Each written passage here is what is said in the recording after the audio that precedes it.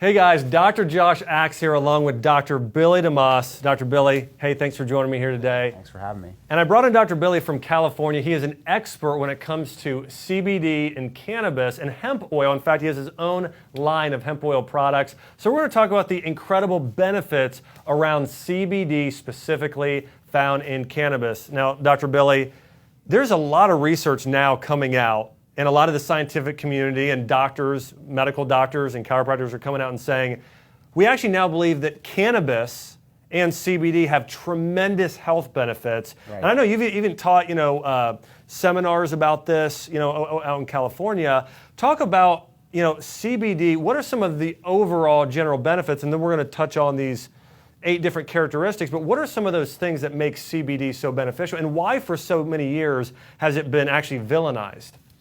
Well, it's been villainized or vilified back since prohibition of marijuana in 1937 because of the fact we've had corporate entities, i.e. the paper industry, DuPont, which was big in paint and varnish. We also had the cotton industry, to some degree, the auto industry and fossil fuel industry all tried to get rid of hemp because it was going to be a viable alternative to, obviously, all those industries. So in their monopolistic ways, they vilified it so that everybody looked at marijuana as this evil plant that led you to, destroy your life. In reality, it's got so many benefits as far as it's better than papers. I mean, the Declaration of Independence was written on hemp paper. Wow. We used it for clothing, fabrics, materials. It's way better than cotton. It doesn't take anywhere near as much processing and chemicals to produce the product. There's even estimates that state that if we used 6% of the available land that we use for agriculture, if we used it for growing hemp, we could totally eliminate our need for fossil fuel. I'd like to see that happen and everything from we're real concerned about the oceans and all the plastic debris in the ocean. I would like to see us use more hemp-based plastics where they would be biodegradable and not so conducive to destroying the environment.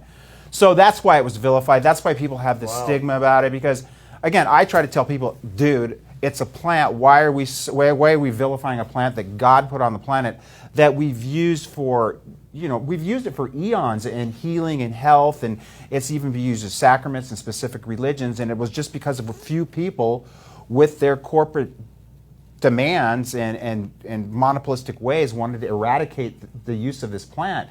But just like everything from, especially things like anxiety and and sleep issues and inflammation and pain and all the things that we see people taking dangerous pharmaceuticals for that have negative side effects. We're actually, and I don't want people to look at it like we're treating this problem with this CBD. I like people to understand that we have a CBD deficiency or cannabinoid deficiency because of the fact back in the day, even when George Washington was, they made it mandatory that people grew hemp as a food source, and in those days we got high levels of CBDs in our diet and nutrition, and now we've got to a point where we're all CBD deficient, and that's why we need to supplement with it, not to treat stuff, but allow the body to function at a higher level by providing it with what it needs. Yeah, and we know, listen, I know people watching this video, there's some people that are really pro-cannabis, there's other people that are against it, and listen, this is really about the compound, first off, CBD, and I'll say this, you know what, when used responsibly, especially, plants can be used as medicine. I mean, my entire message is food is medicine, and I really believe there are great clinical studies. In fact, everything we have up on this board, in fact, I had about 3 or 4 others I didn't even put up here, they have medical evidence from clinical journals showing that these have medicinal benefits that are above and beyond and without the side effects used by pharmaceuticals today. And it's funny, the pharmaceutical company is probably the #1 company today trying to keep this out of people's hands to a degree, or they're putting laws around it and things like that. So you know what they're doing too is they're also taking the extracted cannabidiol out of the plant and they're trying to synthesize it. Yes. But what they're forgetting and what they don't understand is there's 480 different constituents in the plant. Not only the cannabinoids, but there's terpenes, which are essential oils. There's bioflavonoids. There's all these other chemicals that create a synergy, which they call the entourage effect, that you can't segregate. It's just like trying to take a molecule out of a plant, like a carrot, and say this is going to cure it. Everything in the carrot contributes to the overall synergy and the biological effects and physiologic effects that it has. I mean, it's a huge thing to say because, I know I'm a bigger proponent of turmeric than just curcumin. I mean, turmeric also has L-tumerone, which increases your body's own stem cell production and works with curcumin, so there's so many benefits. And you mentioned terpenes. I'm a you just said essential oils. Right. Frankincense oil is a prime example. It has terpenes, it has alpha-pinene, which works to relax the brain the same way, some of the very same compounds found that we're talking about here. But let's jump in. So one of the biggest issues is pain. I know you've worked with thousands, and how long have you been practicing? 32 years. 32 years you've been practicing, working with patients.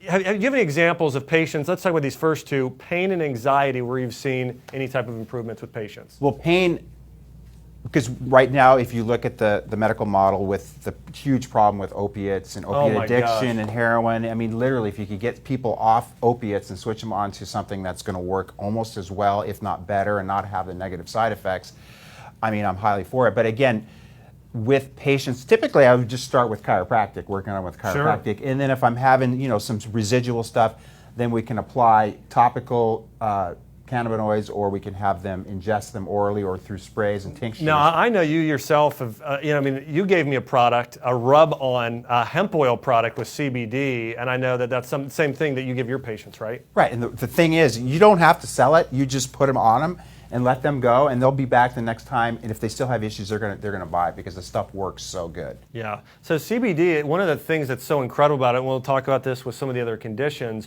but it has natural benefits in terms of its ability to reduce pain. The other thing here with anxiety, how about that? I'm going to be the first one to say that because you and I both lead we're Type A personalities, Type A work squared. hard. I mean.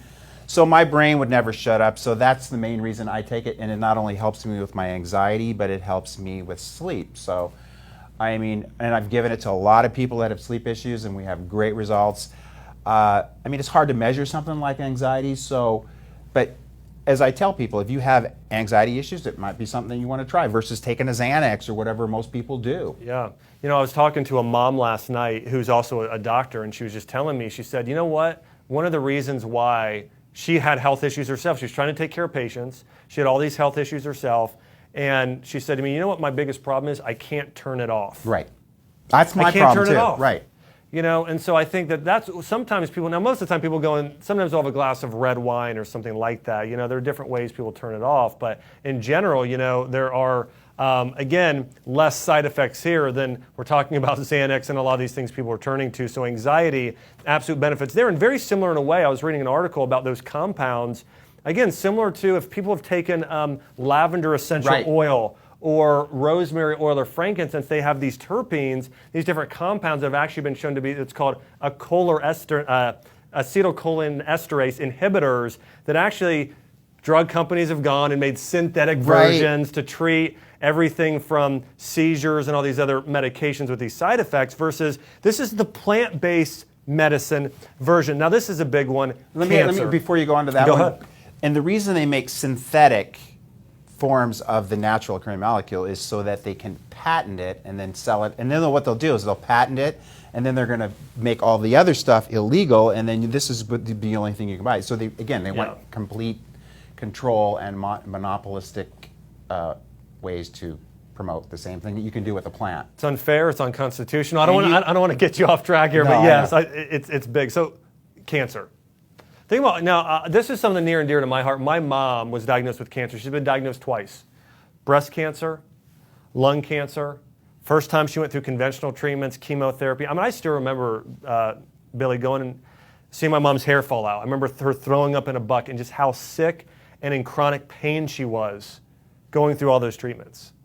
And the second time, my mom, even though she was diagnosed as being cancer-free and healthy, she still was sick, diagnosed again. And the next time we used plant-based medicine. We used all natural means, juicing vegetables, bone broth, probiotics, antioxidants, all these things, essential oils to get her healthy. And I think about all the people out there today that are being poisoned and they don't know that food is medicine, herbs are medicine. This is a big one.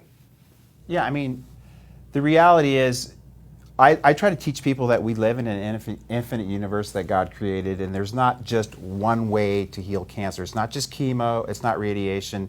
And I would rather go a more natural route than using, I mean, look at what cancer does. It kills you literally to try to kill a cancer. So let's work with the body in its own innate potential to heal itself by, like you said, go keto, go, do hyperbaric oxygen, get chiropractic care, do green juices, get plenty of sleep, be happy. I mean, and then also use something like cannabis or CBDs, which is going to affect the endocannabinoid system, which we just recently discovered in 1992. I mean, if you talk to most doctors, they probably don't even know about that system. Tell us about that system. I mean, it's a system that really, if it's balanced, it promotes homeostasis in the body. It puts the body into a more healing, almost in a sense, almost in a parasympathetic state where you're going to be able to rebuild itself and create abundant health. And the thing we know about cancer is the CBDs also have this potential through cell apoptosis to kill cancer cells and not kill the healthy cells. Wow. So, I mean, to me, I would rather people take it as a preventative. Sure. With everything. Just supply your body with what it's deficient in, so that it lives at a higher level, so you never get anxiety or you never have problems with cognitive decay or this is another amazing one. And again, you take these small children, whether they're 3 or 4 years old, they've been on conventional medicine, and their parents see that they're not improving, and then they go and try something as simple as a breed called Charlotte's Web, which is really super high in CBD, super low in THC, and these kids just get off all medications. They have no more seizures or decrease significantly. Yeah, one of the things you said is so important is this parasympathetic-sympathetic balance. I mean, most of us live in that fight or flight state. We're stressed all the time. We're in traffic jams. It's like emergency after emergency. And we need to get in more of that parasympathetic state. You said the sympathetic is that protective state. It's not the healing state. The healing state, parasympathetic, when that is turned on, it's your secretions, it's your digestive juices, it's better digestion, it's better overall function of all of your internal organs for the most part. So this is important. Nausea, I was thinking about a great blend, mixing something like CBD and ginger oil and peppermint oil, great for nausea. Dr. Billy just mentioned Seizures here. Now let's talk about there's a great clinical research now with cognitive function. And Alzheimer's, which will be huge if it's not already huge. And I think the other end of the perspective or paradigm would be autism. Yeah. So, I mean, the thing is, if we can decrease brain inflammation and prevent a lot of these issues from happening. My mom's currently on it. She's 82. She's never taken any prescription meds, and I'm excited to say that, but she's starting to repeat some things, so I'm getting her on that as a preventative. Awesome. Good stuff. And that's another reason I take it. I don't want to be one of the 1 in 2 people that's either going to be pre-Alzheimer's or Alzheimer's in the next decade. Yeah. Food is medicine. It needs to be preventative, as we're talking about. Now, here's a couple last ones here. Diabetes, and there's some great clinical studies on this. And part of the reason is, part of the reason CBD is so powerful at reducing pain and supporting all of these conditions is because of its anti-inflammatory properties. We know most diseases today are inflammatory in nature. Listen, anything with an itis at the end in Latin, that's inflammation. Arthritis, inflammation of your joints. Ulcerative colitis, inflammation of your colon. Heart disease, that's not caused by high cholesterol. The cholesterol is laying down because there's inflammation in your arteries. You've got to reduce inflammation. So in this clinical study recently released, they found that supplementing with CBD oil, that compounded hemp oil, as well, help diabetes patients and patients with heart disease balance out their blood sugar levels. That was a study done on animals. And another thing here with leaky gut, I get lots of questions. I have a whole program on leaky gut. And we know leaky gut is really at the root cause of conditions like autism, like autoimmune disease, Hashimoto's thyroiditis, and a number of problems. But leaky gut, one of the biggest things I found in working with thousands of patients with this, it's part of something you mentioned earlier, it's the lack of the parasympathetic nerve system function. Right. When your body isn't secreting enough enzymes and digest it, you cannot break down food. So your gut has to take the brunt of all of that, and your small intestine, that gut lining, it can't heal. One of the great things when you balance out that parasympathetic and sympathetic state, it puts your body in a healing state. Remember this principle: your body heals itself. The food doesn't heal you. It's the foods, herbs, they support your body in doing what it was designed to do. One of the issues with medications, you and I know this, it actually forces your body to do something it doesn't want to do. Right. Nutritional supplements, they support your body in healing itself. And so that's one of the great things about using food as medicine, herbs as medicine, is they're supporting the body, they're not altering the function. And so, Dr. Billy, last thing I want to talk about here and topic about this is that there's a lot of controversy, and I don't think a lot of people understand CBD versus THC. Right. It's one of the most common questions we get. So can you talk about the properties between the two? Well, obviously, THC is the one that really Hallucinogenic. is used. Yeah, well, it's psychoactive. I wouldn't call it hallucinogenic. Okay. Yeah. You didn't grow up in the 70s. So. No, I didn't. I did.